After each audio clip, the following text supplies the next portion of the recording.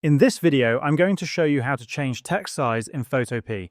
Adjusting text size properly ensures your text looks clean, readable, and professional in your design. Start by heading over to your Photopea project. Select the Type tool from the left-hand side of your screen.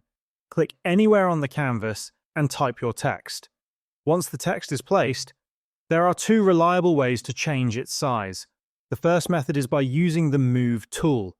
Select the Move tool from the left-hand toolbar and enable transform controls from the top menu.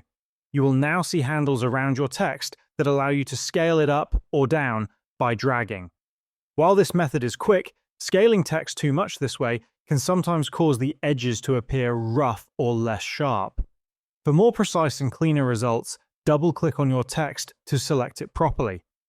At the top of the screen, you will see a size option. You can type in an exact number to set the font size, or you can click the arrow next to it and use the slider to adjust the size smoothly.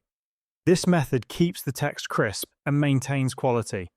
Once you find the size that works best for your design, the changes are applied instantly, allowing you to continue editing without any extra steps. And this is how you can change text size in Photopea.